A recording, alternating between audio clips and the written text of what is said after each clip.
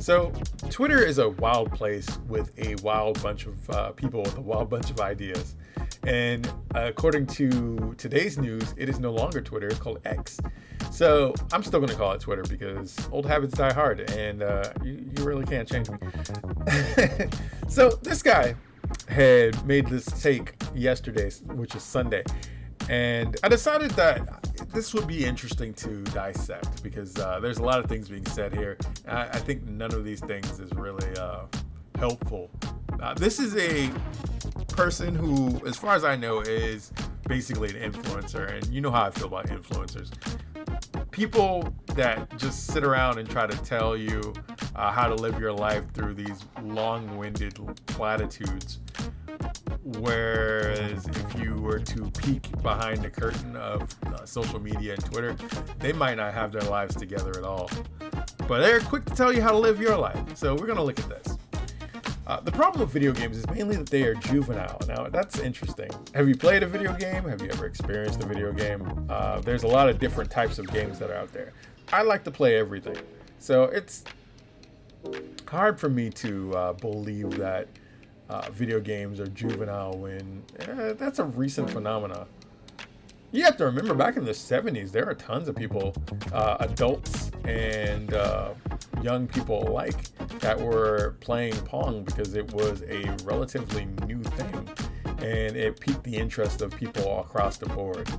Now that's the other issue that we see with a lot of these people, is that they have this idea of what adulthood is, but their ideas of adulthood are based off of like idealized things that they have seen, and they make their personality into Dan Drapers of the world.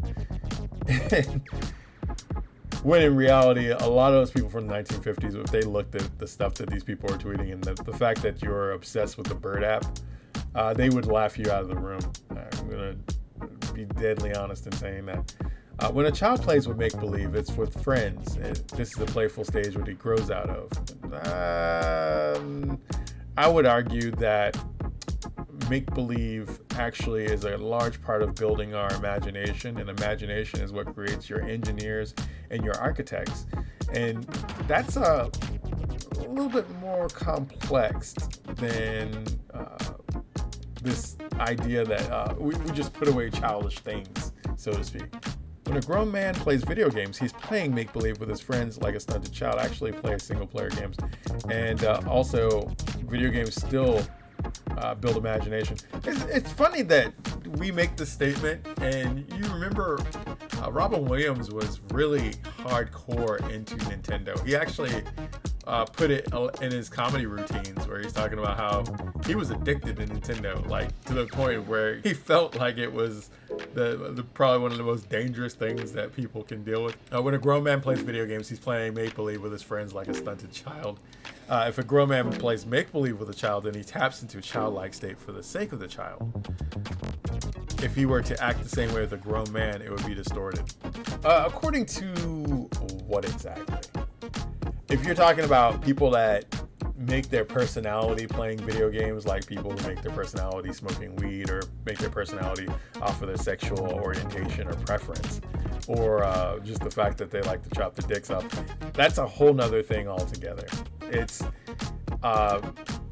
that's a stunted situation. There's a lot of childish behavior on the Bird app that is stunted behavior. Being off of social media and actually taking the time out to play video games and just have a good time, and just ignoring the issues of life just for about an hour or two, not a bad thing. But you're targeting a certain group of people, and you're trying to make yourself seem better. And it almost always, people that do this are hiding something. What are you hiding? What's worse is that video games mock that childlike state by inserting adult and grotesque content into a type of activity that is reserved for childlike innocence and play. Now, mature-rated games and T-rated games are reserved for childlike innocence and play. You clearly have no idea what you're talking about, and you're out of your depth in this conversation. But please, pop off, King. there's different types of games and different types of genres for different types of people. You have the all ages crowd, which has their Marios and platformers with animal characters and stuff like that. You have your teen up games, which cover a little bit more mature subjects. They handle topics a little bit differently. Well, they should theoretically, because now rating systems don't matter because people want to basically take out everything that's offensive for the sake of ESG scores and whatnot. So there's that. And you also have your mature rated games, which are definitely not for kids whatsoever. Again, you're obfuscating your point with generalizations. It's not working, but I just want to let you know, if you're going to make an argument like this, you kind of have to generalize it to certain groups instead of broad brushing it, because you're trying to hit every video gamer that's out there and basically insult them for whatever egotistical reasons you have going on. Furthermore, video games act as a form of escapism, and as do other pastimes in some causes, but is doubtly offensive as it is an escapism into a world where he pretends to be a hero in a land with no consequences. Dying is a consequence in a game. In fact, I don't know if you've ever played. You see, this is where I'm questioning if you play video games, because a Souls-like would give you a shit ton of consequences and have you play the game as skillfully as possible, or be forced to be stuck in the same spot forever and ever. This clearly reeks of I don't play video games, therefore I'm going to pontificate on a subject I know nothing about. This differs from the enjoyment of other forms of art like movies and books, whereas there's a clear separation between the recipient and the created work. I think the thing about books and movies are that you're supposed to see the world through the eyes of the people portrayed in those media. And the only difference between books, movies, and video games is the level of interactivity, which separates it as a media kind of away from those things, which is not a negative, not a negative by far. But yeah, again, I don't understand the thing I'm talking about. Whereas with video games, a man titillates his ego with fantasy wherein he is the lord of his own non-existent destiny.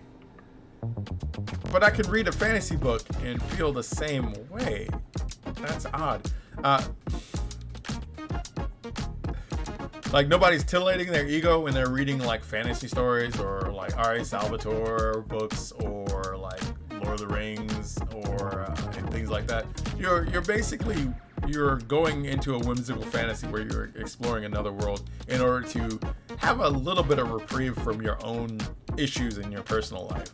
That's the whole point of fantasy. It's you're taking some time out to process things and maybe relate to the characters because they may be going through the same circumstances you are, but in a more fantastical way. When a man reads of his great war heroes, he is humbled by the fact that they are greater than him. Samus Aran, Solid Snake, like, these characters aren't greater than you. And you're not humbled by the fact that these people are solving world-ending crises and actually coming back and achieving things and giving you a sense of achievement and the fact that if they can do it, you can do it too. That sounds so bizarre to me that somebody would make this statement. And you can tell this is the issue with influencers. Influencers have this thing where they talk a lot of beautiful sounding shit. It's like Blazing Saddles to me. You use your mouth prettier than a $10 whore. but with all that flowery bullshit, you're not really saying anything of any merit or substance. All these things happen in all these media. And there's nothing wrong with you indulging with all this media. Obviously, excess is an issue because you don't want to do too much of one thing. You want to be able to at least enjoy the things as they are and not get too self-absorbed in fantasy. But, of course, this is the type of shit that you would expect from somebody that's on Twitter trying to sound like they're better than they are. When he pretends to be them, he conflates his virtual relation with a reality that's not even real. I don't even know what you're saying. And the worst part is with Twitter basically monetizing tweets, this whole thing was probably done just to get people to argue with him so he can actually make money off of it, which is even more hollow and shows that, again, influencers are not to be trusted. People who talk a good game about life probably do not live lives themselves.